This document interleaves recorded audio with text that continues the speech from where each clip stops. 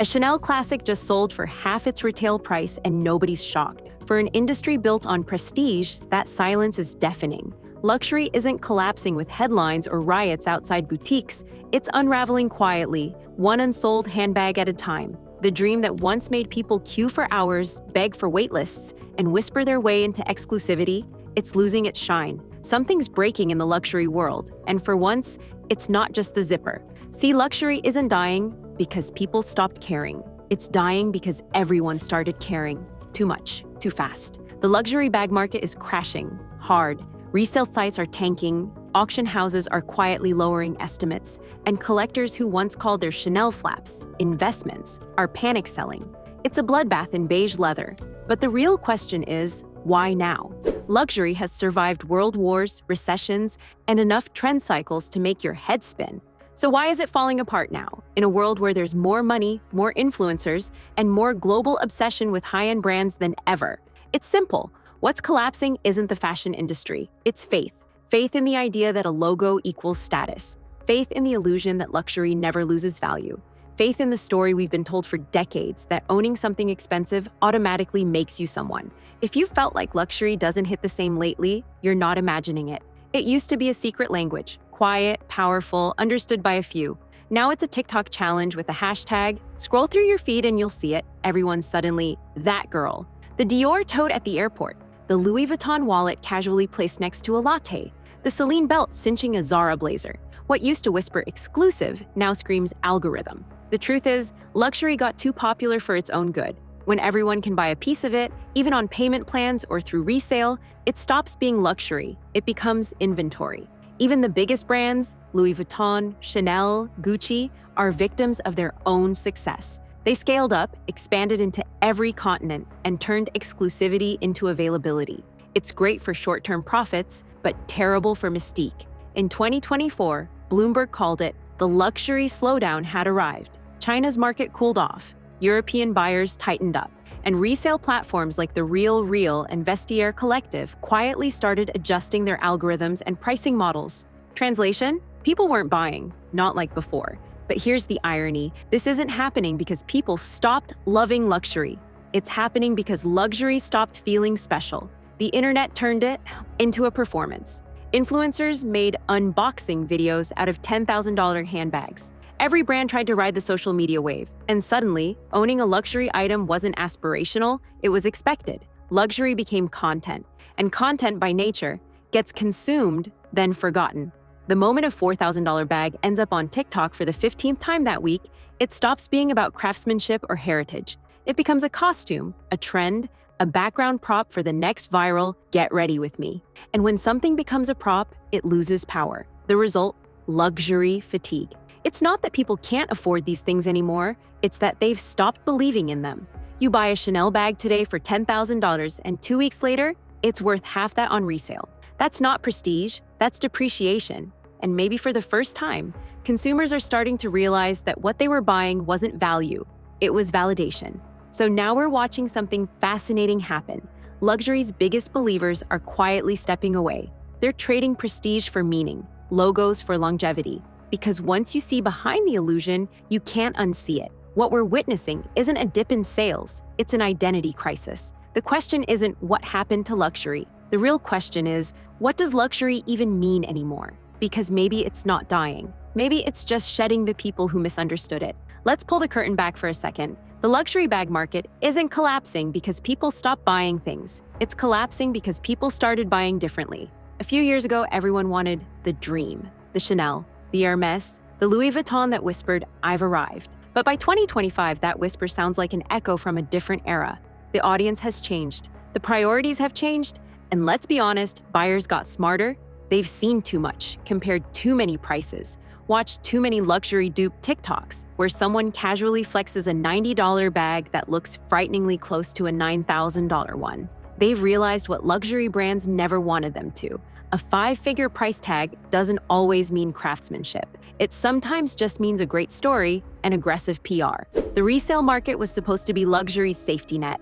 The "don't worry, it's an investment" argument. Collectors said it, influencers repeated it, even finance blogs started calling handbags the new asset class. Between 2020 and 2023, sites like the Real Vestiaire Collective and Fashion File were booming. In 2022, Bain & Company projected the luxury resale industry would hit $80 billion by 2025. Well, it did, but not in the way anyone hoped. By early 2025, resale prices nosedived. Bloomberg reported Chanel classics down as much as 40% from their 2023 highs. Vestiere's own quarterly update quietly noted inventory growth, outpacing sales velocity, corporate speak for too many people trying to sell, not enough people buying. The result? A sea of price-reduced banners and open-to-offers captions under photos of bags that once sold in hours. And when even Hermes Kellys sit unsold for weeks, you know something fundamental has shifted. Oversupply killed the magic. When thousands of exclusive bags flood the market, exclusivity dies first. No brand illustrates this better than Chanel. Between 2020 and 2025, they raised prices 7 times. Farouk start from here. The medium flap went from about $5,800 to over $10,800. Their justification? To preserve exclusivity. Except exclusivity doesn't come from price, it comes from restraint. Buyers noticed the math wasn't adding up. Influencers began posting microscopic close-ups of stitching, hardware, and leather texture, comparing new bags to their 2018 versions. Spoiler, the older ones usually won. One viral TikTok this year showed a user comparing her vintage Chanel 1990s lambskin flap to a 2025 boutique version with thinner chain links. The caption read, "The only thing heavier these days is the price." Even loyal collectors started whispering that the Chanel dream feels like déjà vu with extra zeros. And when customers start asking, wait, is this still luxury or just branding? The spell is already broken. But price isn't the whole story. The culture around luxury changed. For years, social media was a highlight reel for aspiration. The marble tables, the beige dust bags, the careful untying of ribbons. Every unboxing was a 30-second dopamine hit, and for a while, it worked. Then fatigue set in. By 2025, the same platforms that built luxury's hype are now dismantling it. The rise of influencing and equal luxury regrets has flipped the narrative. People are openly admitting that the bag they had to have now sits untouched in a closet. Creators joke about emotional depreciation, the drop in joy right after the receipt hits. That joke lands because it's true. Gen Z, now the fastest growing luxury demographic, doesn't want to look rich, they want to feel real. They're allergic to try-hard energy, hence the boom of quiet luxury. Think the Row, Loro Piana, Totem, and even COS Premium. Understated silhouettes, neutral palettes, craftsmanship that whispers instead of screams. The viral Succession aesthetic sealed the deal. Stealth wealth, soft power, quiet confidence.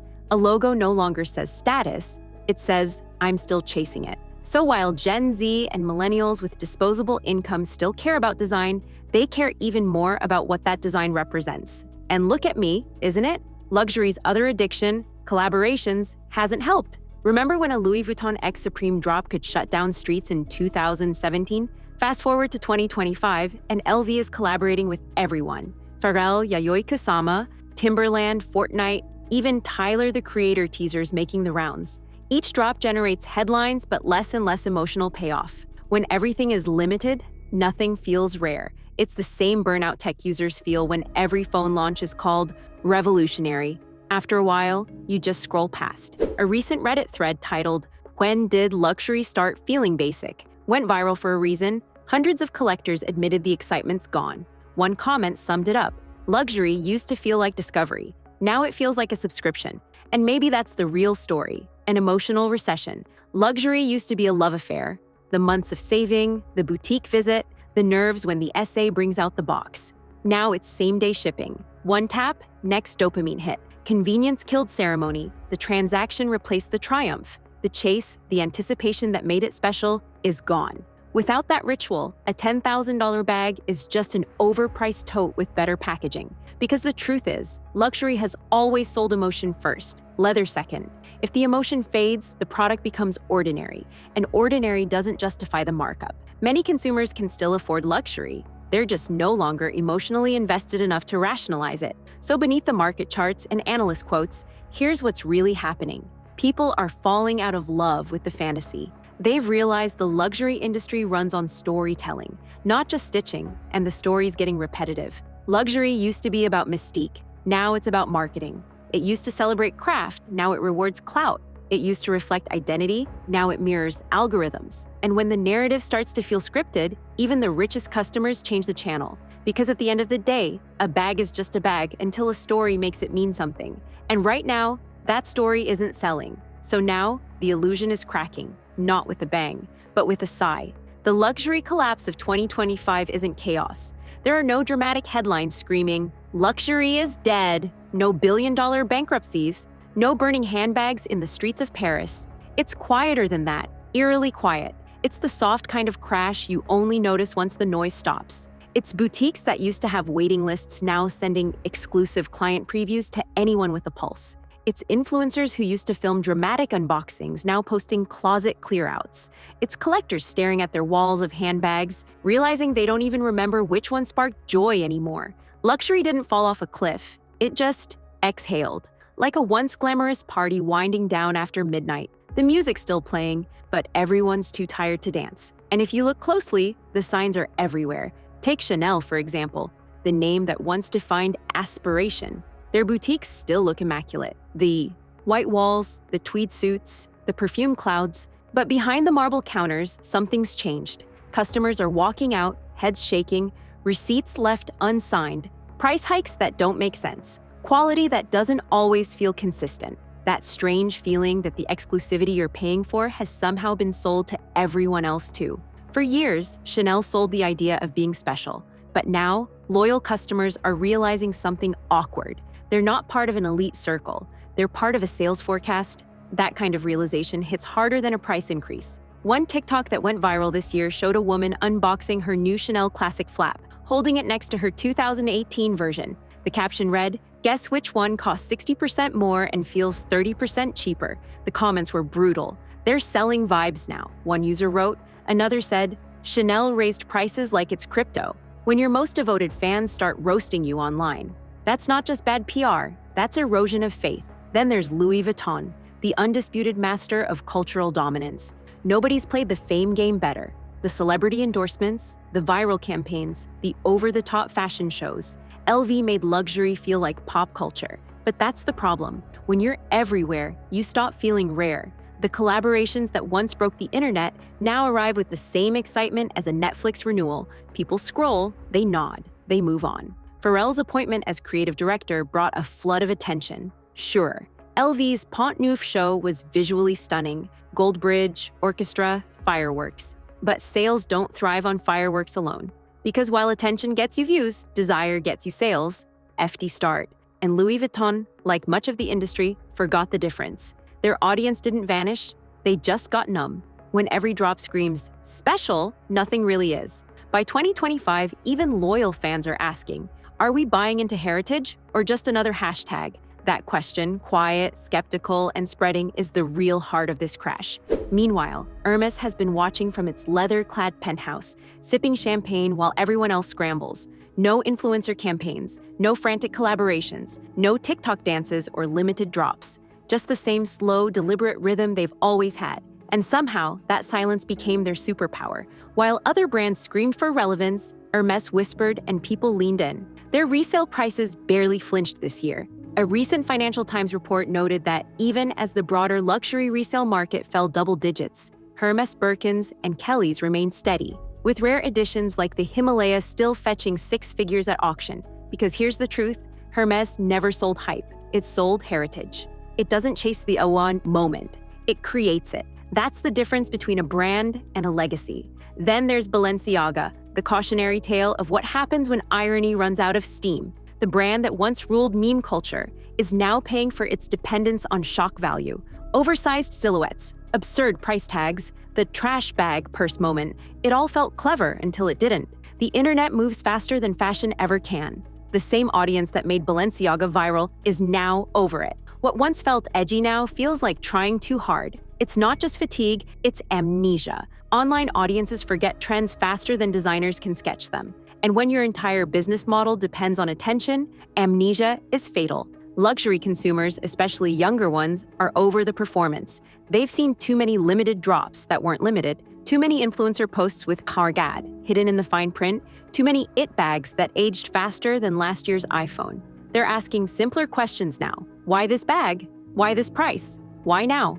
And when a brand can't answer that, when it can't articulate its value beyond hype, people walk away. But let's not pretend this is just a business story. It's emotional. There's a strange sadness hanging over the luxury community right now, like a breakup nobody wants to admit. People open their closets, see rows of handbags like trophies from another life, and realize they don't feel anything anymore. The thrill's gone. Luxury used to make people feel something. Pride, accomplishment, identity. Now it feels like admin. One more transaction, one more social post, one more thing to update on Depop 6 months later. In 2025, luxury fatigue isn't just financial, it's existential. Because when an industry built on aspiration loses its emotional core, it starts looking like every other business, except with better lighting. The internet didn't kill luxury, it just pulled back the curtain. Now everyone sees how the magic trick works. The markups, the outsourcing, the factory leaks, the influencer contracts,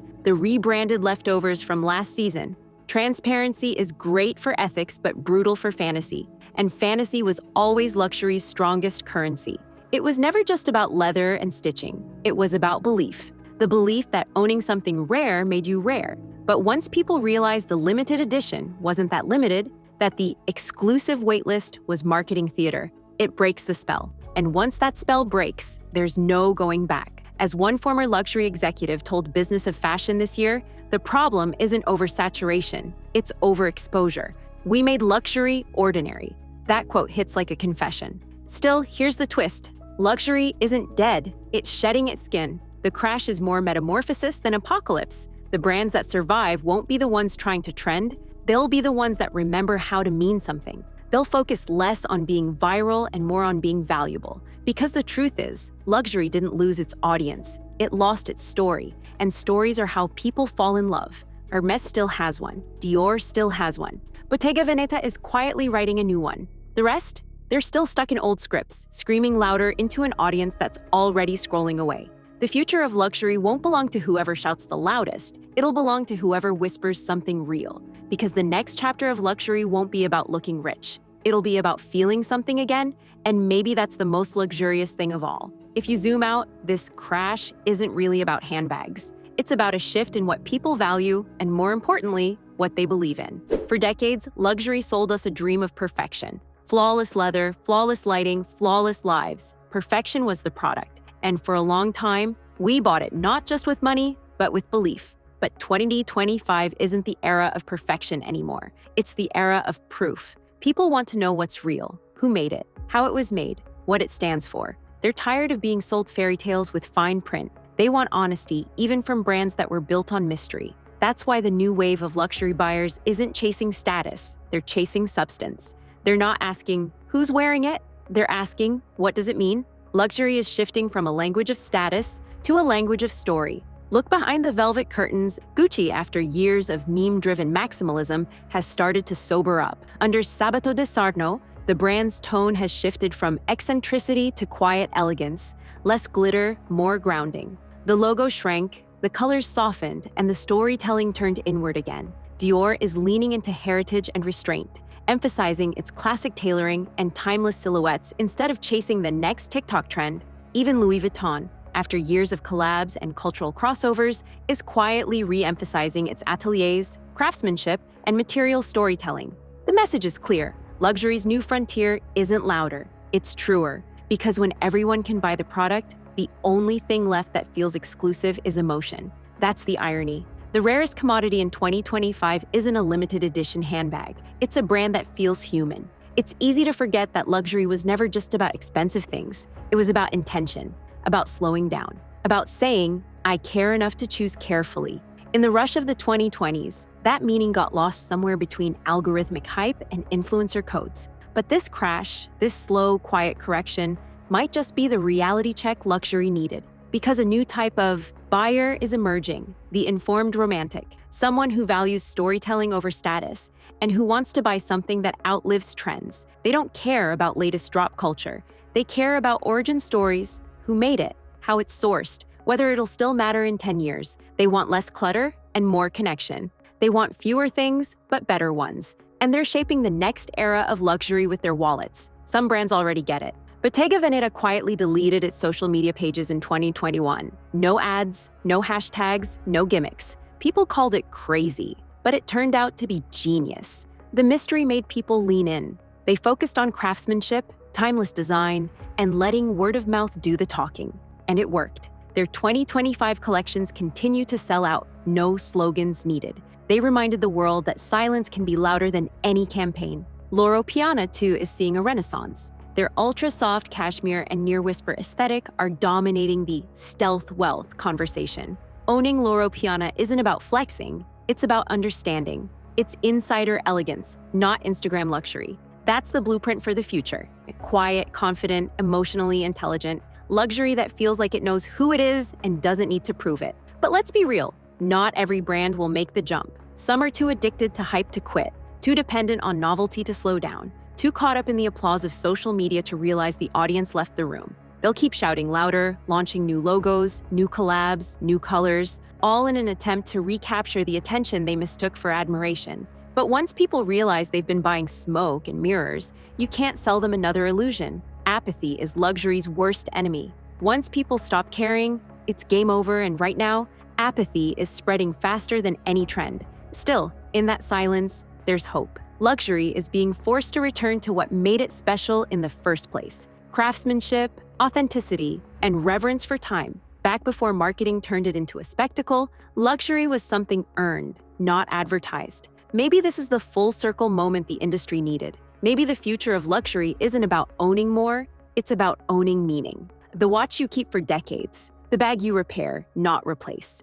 the shoes that outlive the trend cycle. Luxury isn't dying, it's rediscovering its soul. That rediscovery won't just happen in ateliers and boardrooms. It'll happen in how people think. People are craving connection, not clout, purpose, not performance. That's why brands investing in traceability, sustainability, and artisan transparency are already winning hearts again. In a recent Bain 2025 study, 74% of Gen Z luxury buyers said they value authenticity and story more than logos or social proof. That's not a small shift. That's a revolution. We're entering an age where emotion and ethics will define elegance. And maybe, just maybe, this crash isn't an ending at all. Maybe it's a detox, a cleanse from the vanity metrics, the influencer fatigue, and the endless cycle of needing to prove your worth through possessions. So yes, the luxury bag market is collapsing. Prices are down, hype is fading, the aura is flickering. But what's emerging is something better, calmer, truer, more meaningful. The winners of this new era won't be the ones with the flashiest runways or the biggest billboards. They'll be the ones that still make you feel something when you hold what they've made.